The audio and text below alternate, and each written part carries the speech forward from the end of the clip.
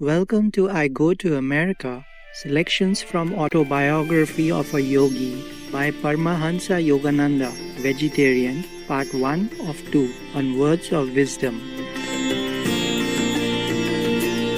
Today's show is dedicated as a celebration of the birthday of the venerated enlightened master Paramahansa Yogananda, Vegetarian.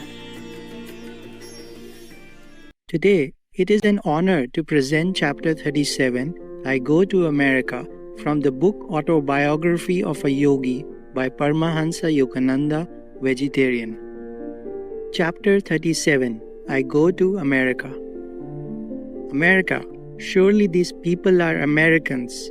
This was my thought as a panoramic vision of Western faces passed before my inward view. Immersed in meditation, I was sitting behind some dusty boxes in the storeroom of the Ranchi school. A private spot was difficult to find during those busy years with the youngsters. The vision continued, a vast multitude gazing at me intently, swept actor-like across the stage of consciousness. The storeroom door opened. As usual, one of the young lads had discovered my hiding place. "Come here, Bimal," I cried gaily. "I have news for you. The Lord is calling me to America." "To America?" The boy echoed my words in a tone that implied I had said to the moon. "Yes, I am going forth to discover America, like Columbus. He thought he had found India. Surely there is a karmic link between those two lands." Bimal scampered away. Soon, the whole school was informed by the two-legged newspaper. I summoned the bewildered faculty and gave the school into its charge. "I know you will keep Lahiri Mahasaya's yoga ideals of education ever to the fore," I said. "I shall write you frequently. God willing, someday I shall be back." Tears stood in my eyes as I cast a last look at the little boys and the sunny acres of Ranchi. A definite epoch in my life had now closed.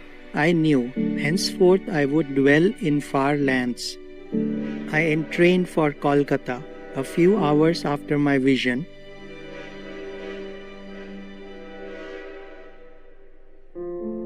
The following day, I received an invitation to serve as the delegate from India to an international congress of religious liberals in America.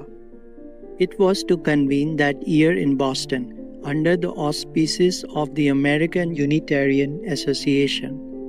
My head in a whirl, I sought out Sri Yukteswar in Sirampur. "Guruji, I have just been invited to address a religious congress in America. Shall I go?" "All doors are open for you," Master replied simply. "It is now or never." "But sir," I said in dismay, "what do I know about public speaking? Seldom have I given a lecture, and never in English." "English or no English, your words on yoga shall be heard in the West." I laughed. "Well, dear Guruji, I hardly think the Americans will learn Bengali. Please bless me with a push over the hurdles of the English language." When I broke the news of my plans to father, he was utterly taken aback. To him, America seemed incredibly remote. He feared he might never see me again. "How can you go?" he asked sternly. "Who will finance you?" As he had affectionately borne the expenses of my education and whole life, he doubtless hoped that his question would bring my project to an embarrassing halt. "The Lord will surely finance me." As I made this reply, I thought of the similar one I had given long ago to my brother Ananta in Agra. Without very much guile, I added, "Father, perhaps God will put it into your mind to help me." "No, never." He glanced at me piteously. I was astounded. Therefore, when father handed me the following day a check made out for a large amount. "I give you this money," he said, "not in my capacity as a father, but as a faithful disciple of Lahiri Mahasaya. Go then to that far western land. Spread there the creedless teachings of Kriya Yoga. I was immensely touched at the selfless spirit in which Father had been able to quickly put aside his personal desires. The just realization had come to him during the preceding night that no ordinary desire for foreign travel was motivating my voyage. Perhaps we shall not meet again in this life, Father, who was 67 at this time, spoke sadly. An intuitive conviction prompted me to reply, "Surely the Lord will bring us together once more." As I went about my preparations to leave Master and my native land for the unknown shores of America, I experienced not a little trepidation. I had heard many stories about the materialistic Western atmosphere, one very different from the spiritual background of India, pervaded with the centuried aura of saints. An Oriental teacher who will dare the Western airs, I thought, must be hardy beyond the trials of any Himalayan cold.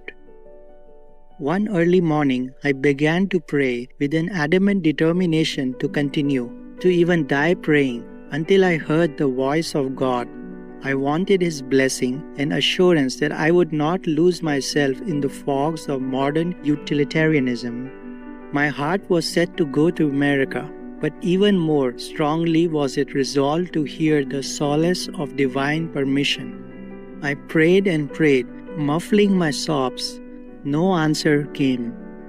My silent petition increased in excruciating crescendo until at noon I had reached a zenith.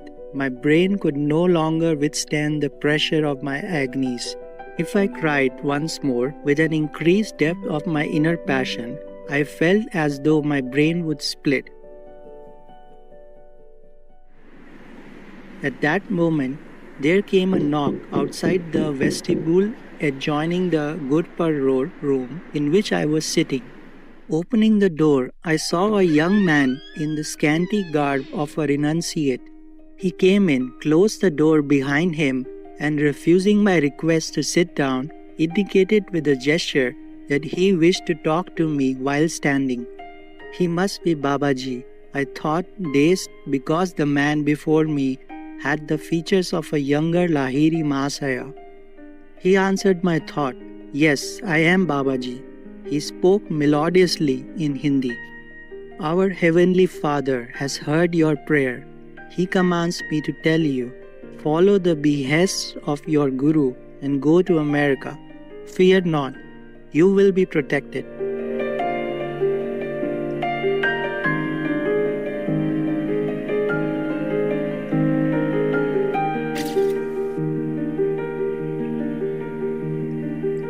For more information, please visit Project Gutenberg, gutenberg.org.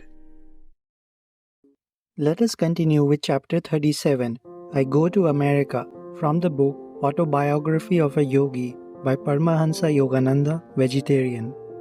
Chapter 37, I Go to America. He must be Babaji, I thought, dazed because the man before me had the features of a younger Lahiri Mahasaya. He answered my thought, "Yes, I am Babaji." He spoke melodiously in Hindi. "Our Heavenly Father has heard your prayer.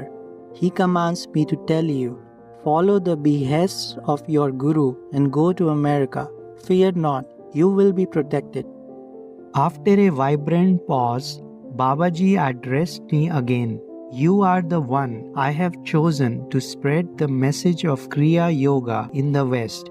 Long ago, I met your Guru Yukteswar at a Kumbh Mela. I told him then I would send you to him for training." I was speechless, choked with devotional awe at his presence, and deeply touched to hear from his own lips that he had guided me to Sri Yukteswar. I lay prostrate before the deathless Guru. He graciously lifted me from the floor, telling me many things about my life. He then gave me some personal instruction and uttered a few secret prophecies. Kriya Yoga, the scientific technique of God realization, he finally said with solemnity, will ultimately spread in all lands and aid in harmonizing the nations through man's personal, transcendental perception of the Infinite Father. With a gaze of majestic power, the Master electrified me by a glimpse of his cosmic consciousness. In a short while, he started toward the door. "Do not try to follow me," he said. "You will not be able to do so. Please, Babaji, don't go away," I cried repeatedly. "Take me with you." Looking back, he replied, "Not now, some other time." Overcome by emotion, I disregarded his warning. As I tried to pursue him, I discovered that my feet were firmly rooted to the floor. From the door, Babaji gave me a last affectionate glance. He raised his hand by way of benediction and walked away, my eyes fixed on him lovingly. After a few minutes, my feet were free. I sat down and went into a deep meditation, unceasingly thanking God not only for answering my prayer, but for blessing me by a meeting with Babaji. My whole body seemed sanctified through the touch of the ancient, ever-youthful Master. Long had it been my burning desire to behold him. Until now, I have never recounted to anyone this story of my meeting with Babaji. Holding it as the most sacred of my human experiences, I have hidden it in my heart. But the thought occurred to me that readers of this autobiography may be more inclined to believe in the reality of the secluded Babaji and his world interests if I relate that I saw him with my own eyes. I have helped an artist to draw a true picture of the great Yogi Christ of modern India. It appears in this book. The eve of my departure for the United States found me in Sri Yukteswar's holy presence. Forget you were born a Hindu and don't be an American. Take the best of them both. Master said in his calm way of wisdom, be your true self, a child of God. Seek and incorporate into your being the best qualities of all your brothers scattered over the earth in various races. Then he blessed me. All those who come to you with faith, seeking God, will be helped. As you look at them, the spiritual current emanating from your eyes will enter into their brains and change their material habits, making them more God-conscious. He went on, your lot to attract sincere souls is very good. Everywhere you go, even in a wilderness, you will find friends. Both of his blessings have been amply demonstrated. I came alone to America, into a wilderness without a single friend, but there I found thousands ready to receive the time-tested soul teachings. I left India in August 1920 on the city of Sparta, the first passenger boat sailing for America after the close of World War I. I have been able to book passage only after the removal, in ways fairly miraculous, of many red tape difficulties concerned with the granting of my passport. During the 2-month voyage, a fellow passenger found out that I was the Indian delegate to the Boston Congress.